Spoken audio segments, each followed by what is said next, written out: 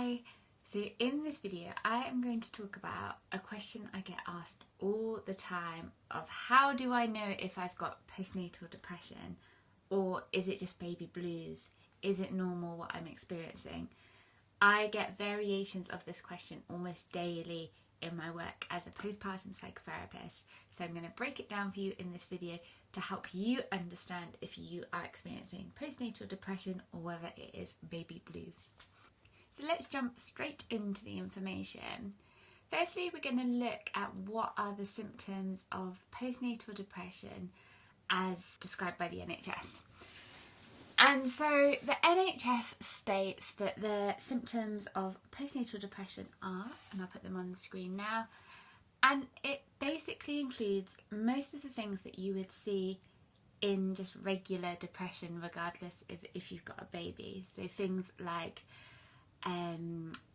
losing interest in things that you normally would like doing, not enjoying things, feeling low, feeling bad about yourself.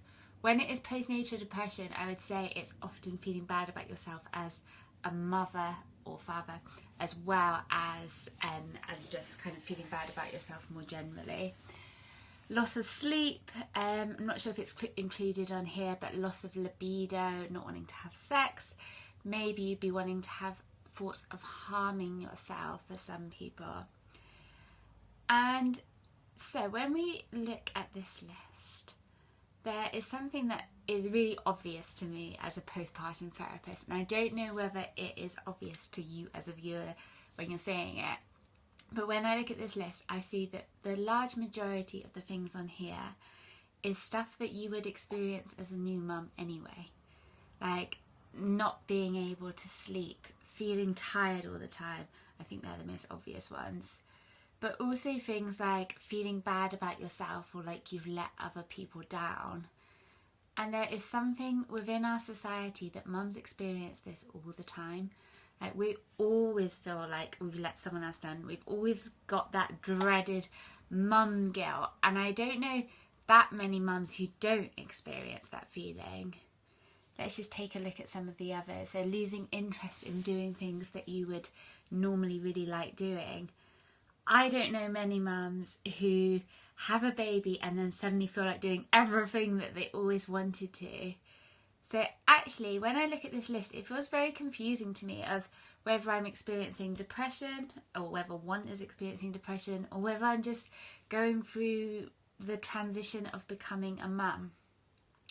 So again, so let's go back to the NHS guidelines.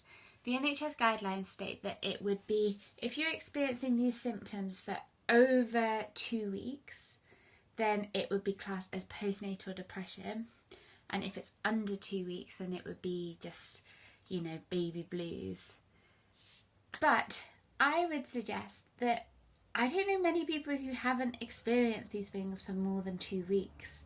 Like, I certainly did not stop feeling bad about myself after 2 weeks, or feeling exhausted and tired and guilty or loss of interest in doing things. Like for me, when I had my daughter, that lasted a lot longer, and I would say for the large majority of people that does happen. Like, how are we meant to just suddenly feel just like ourselves and so overjoyed? So we've got quite a good idea about what the guidelines say, but still it feels so blurry over what actually is postnatal depression.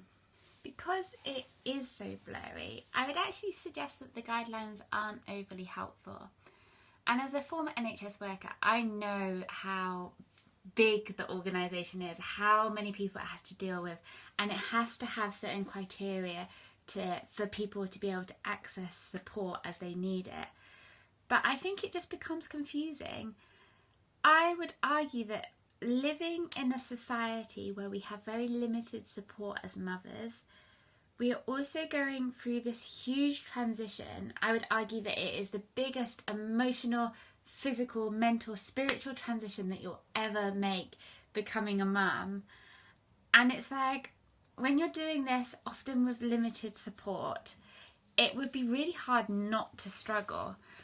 I often say that with every big adjustment, like any big adjustment in life, it generally has like that period where things feel really difficult.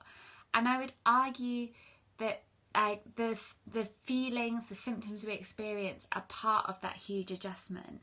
For some people, they will adjust with more ease. Others, there are so many factors that influence them going through a really difficult time.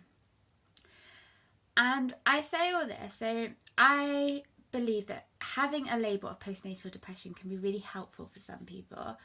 So it might be that actually you're going through all of this, and to have a name that you can call your experiences and can feel really validating, it means that you can access support maybe from your doctor or from a therapist. And actually that's a really helpful thing to say, I'm experiencing postnatal depression. However, for some people, I would argue that it isn't a helpful label.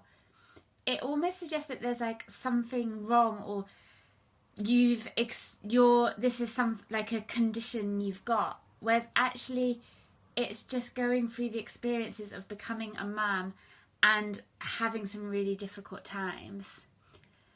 And I just also want to caveat this with, I am not downplaying the effects of postnatal depression or confusing it just with having, I don't know, a few hard days.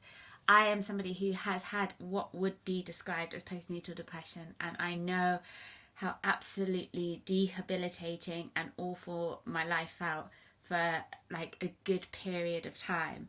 However, I would also say, I know for me that wasn't helpful to have that label. What I wanted to do was actually focus on how I could make myself better, regardless of having this external label to prescribe to.